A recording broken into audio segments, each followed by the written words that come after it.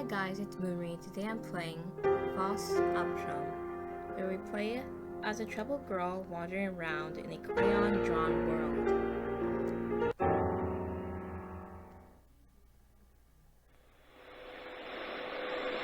Yeah, that's really loud.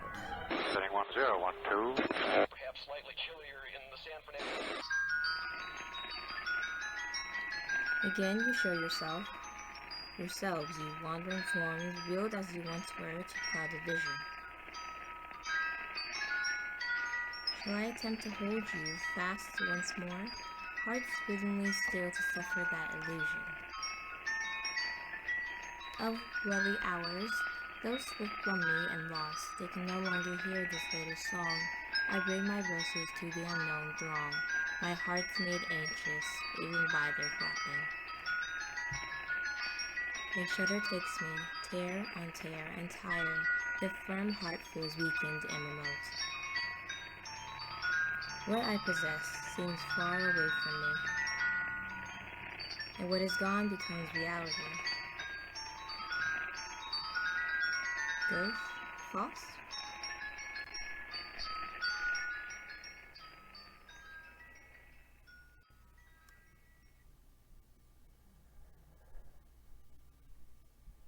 Today is Heinrich Faust's funeral. Despite how the sign read, even she wasn't sure if that was his real name. So let's put it this way. Today is Daddy's funeral.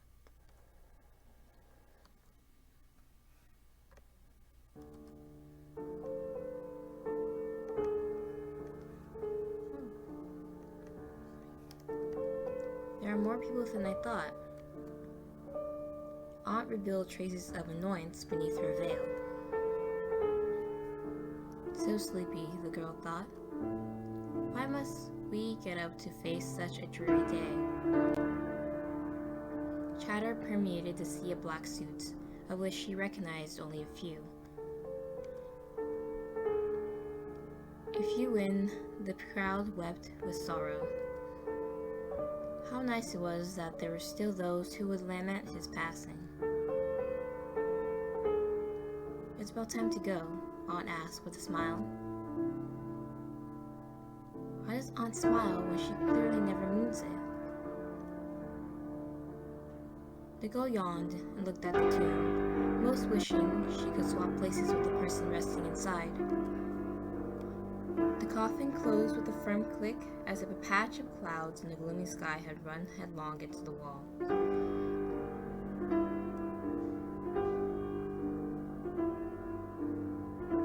Is it this one? No. No matter how tidily the lush blue tiles were stacked, one could still detect the passage of time. What's wrong? Aunt At turned around, mystified. The girl didn't want to go in. Aunt smiled wearily, as if she had read the girl's mind. You only have to go in and see what's in there. Don't worry, it belongs to you now. Now, why do you think that would bother me? This isn't what you guys say at home. However, the girl kept all those thoughts to herself. Never mind, just wait outside then. Aunt waved as she turned dismissively. The doorknob turned smoothly. So slow. Going in wasn't better than staying out here, but she just wanted to go home as soon as possible. Any home would do.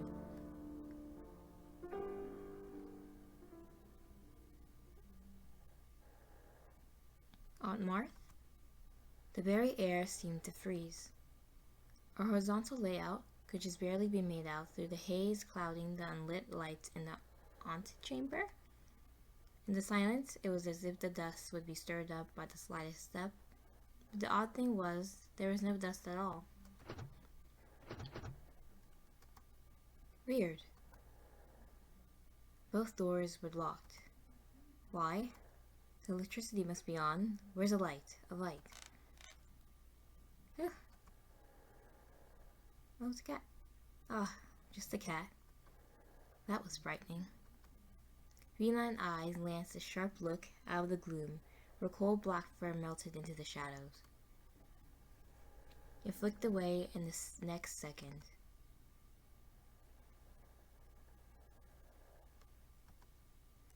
Ah, it disappeared. Where had it come from? The cat had vanished from the corners of her eyes. Weird, huh? That's not creepy at all.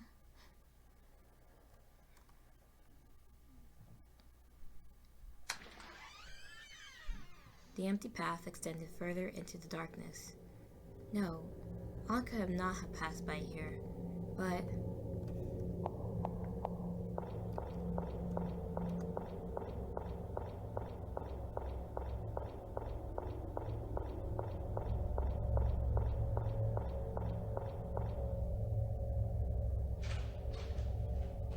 Gosh. There was nothing. Empty space all around her, but nothing revealed itself. The dead air thrummed violently in her ears. There's no way Aunt could be here. A screeching noise came from the door behind her. What in the world? What? Darkness oozed in.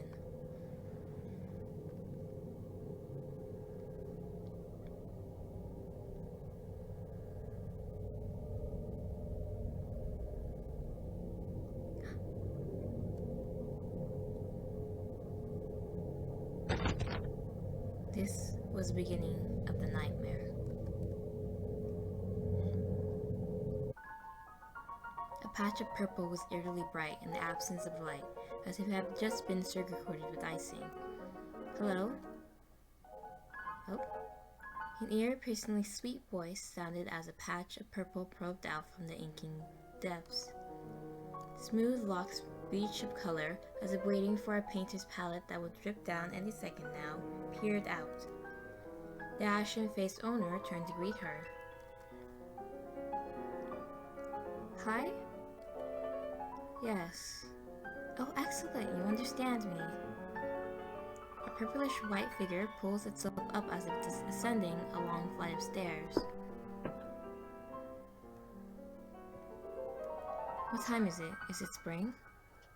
Long, warm sleeves flapped across her vision, but the way the figure moved didn't seem entirely human. Who are you? I remember the door being locked. If there's nothing else, can you shut the door on your way out? It started moving away with a flourish of its sleeves, accompanied by the clapping sounds of a horse's hooves. It seemed bored, but this made her feel a bit at ease. Oh, uneasy. She yelled defiantly, I don't want to leave. This is Father's old house, so she should be the one to inherit it. The adults have said that before. No matter how unwillingly her expressions had been, they indeed said that before. Therefore, she wasn't going to let herself be swept out the door, no matter what. The figure stilled and turned back, despite being far away. Oh? She regretted her words almost immediately, particularly as the figure swiftly closed the distance between them. She realized its expression hadn't changed as she tilted her head a long, long way up to meet its gaze. Really? Mildly purple eyes flashed gleefully as if they had suddenly remembered something. A garnished grin abruptly split open the pale face. Elizabeth. A cloningly sweet voice spelled out the girl's name. You've returned.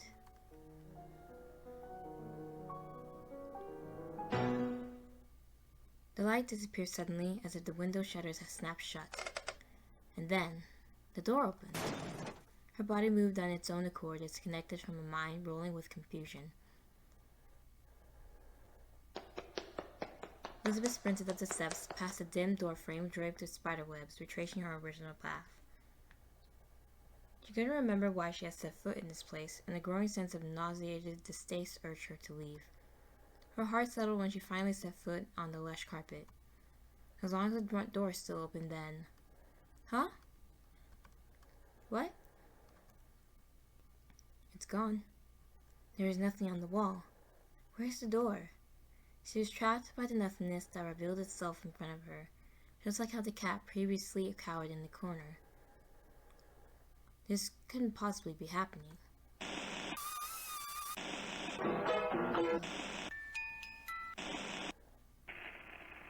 What's wrong?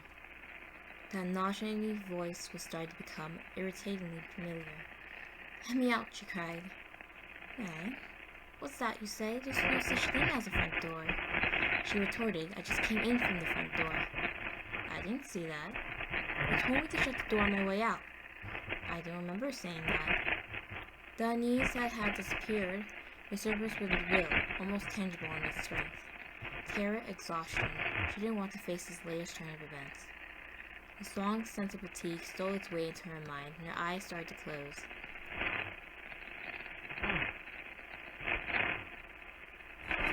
What's wrong? Elizabeth? How did the being know her name? Her eyes shut firmly before she could ask the question.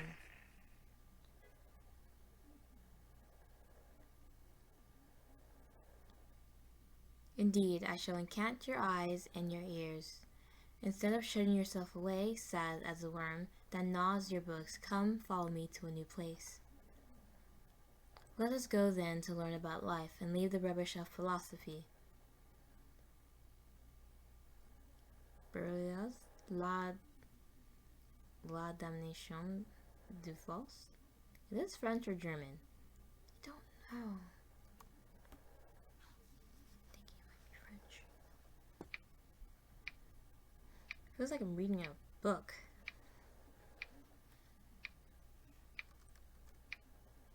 Elizabeth opened her eyes. Where is this place? The pendulum ticked away mercilessly in the empty air, as if it was the only living thing left in the world.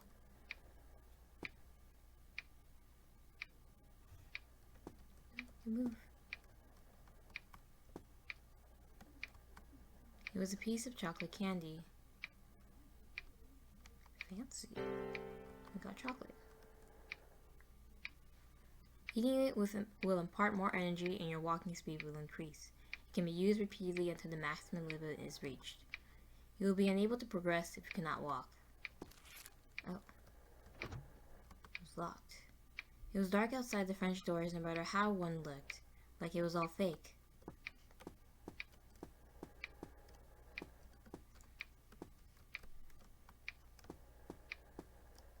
Where on earth am I? The reflection of my face in a stern expression. Oh, I could do this. Doubtless will increase. Alrighty.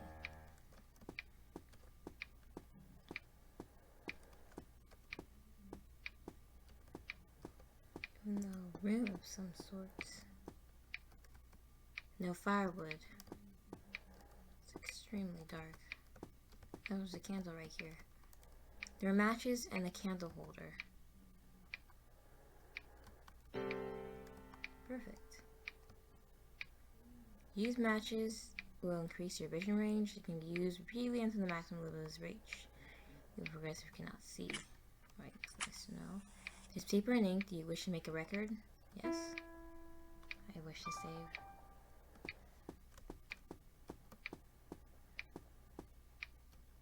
Check to see what's in the room first. Is there anything else? Oh, there's this. Come find me. Come find you. Oh, there's still something I need to look at.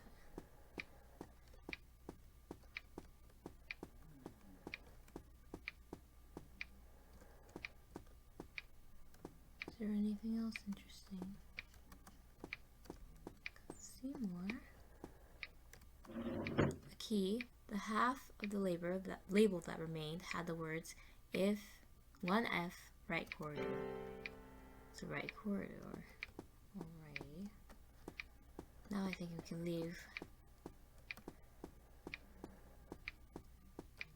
Did she always have that? Did she have a stuffed animal with her?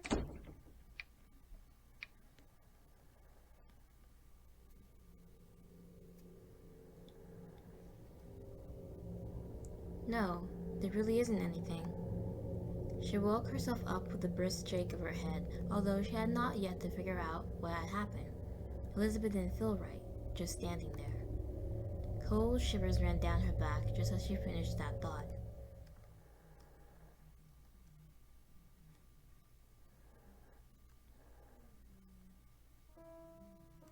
Would it make a difference if she had made a decent effort in communicating with the being?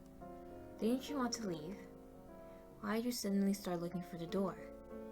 Those weren't actual questions, just sarcasm that weaved insidiously around her. She slumped on the staircase. "Who are you?" Elizabeth asked.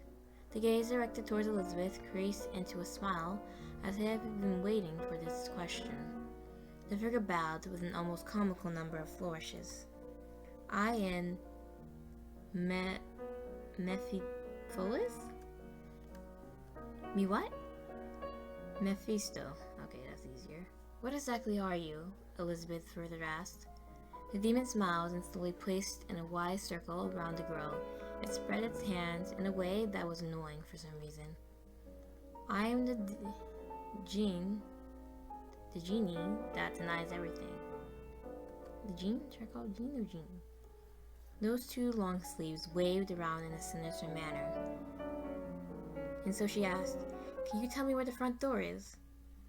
"Didn't I say there's no such thing?" "That's what you said. I didn't see a thing." "Didn't you walk in of your own violation? How could you not know where the door is?" "What do you know? They won't tell you anything. They actually don't even welcome you. If only you hadn't been born." It had stolen the right to speak, and every word it spoke dripped blood-curdlingly into Elizabeth's head. She had to resist the urge to cover her ears in the face of such a annoyingly sweet voice, one that snuck up to her unawares. Ugh. Think about it. This place is actually not so bad. It's quiet here. You won't hear those things. You won't even want to leave after a while. Elizabeth turned back to rebut this weird theory. "No way," she said. "I don't want to stay, or even spend a second here. Not even for a second. Not even for a second." "Really? Alright, want to make a bet? If you really want to leave, I'll show you the way out." "Really?" "Yes," the demon nodded. As long as the demon's probably lying. "But if at any moment you wax nostalgic about your time here, or wish to preserve any instance for eternity, then you lose." "Any instance?" "Any instance." Well, that didn't seem so hard. She didn't have the slightest inclination to stay here anyway. Elizabeth nodded her head without ever thinking it over for too long. "Oh good, then it's settled." The demon capered in satisfaction before she had said anything. This was also when the bells in the house started tolling. Elizabeth covered her mouth with both hands before she blurted out, "Wait a minute," the bet had already begun. Despite having a lot to say a second ago, the demon's irregular form vanished up the stairs, and she didn't want to keep it at all. Go up the stairs. Huh? What? Do I go to the right?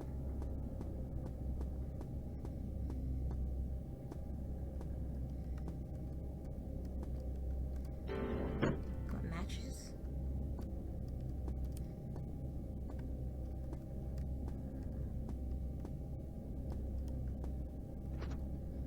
It was locked.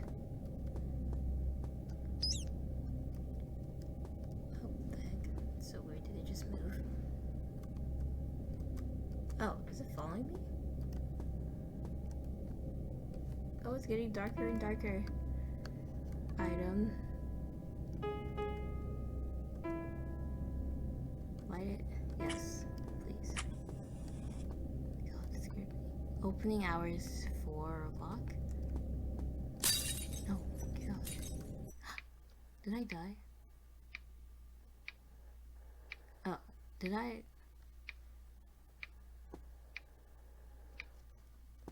What just happened? Oh, I died.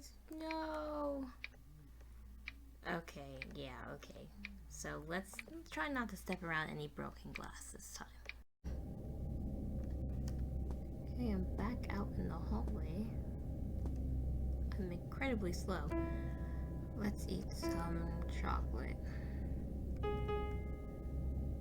You want for more energy? Eat it, yes. Matches.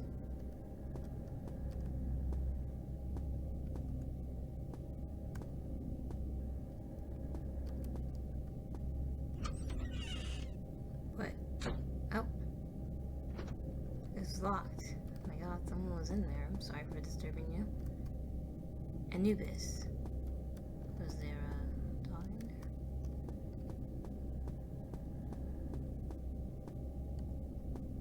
Stairs to get around here. So I need to explore more of this place. I need to be careful of glass. Oh, I don't want to step on you. I'm sorry.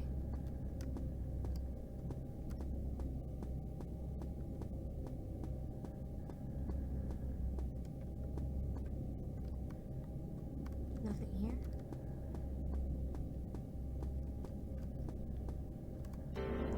Got chocolate. There was a small piece of metal in the corner. Got a clock hand.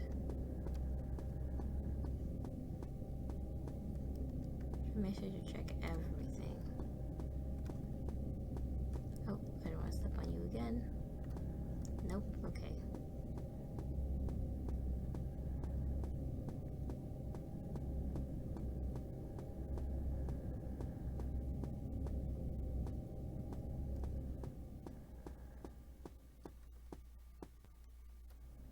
Seems to be a lot of mice.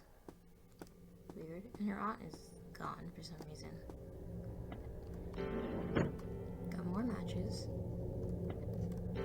And more chocolate. Should we go in this room? It's locked. Perhaps the key can be used to open it? This is the right? Oh wait, I should use the key. Open it up with the key. The sound of someone playing a piano came from the other end of the hallway. Chapter 1, Puss in Boots. Oh. Oh, alright. So now we're in chapter 1. I think I'm gonna end the episode here today. I'm gonna start chapter off as its own video. Overall, the story reads as a... Oh, she's getting tired. The story reads as a book. I think in the description it says that the story is based on a book. I think. So yeah. So thank you guys so much for watching this video, and see you next time. Bye.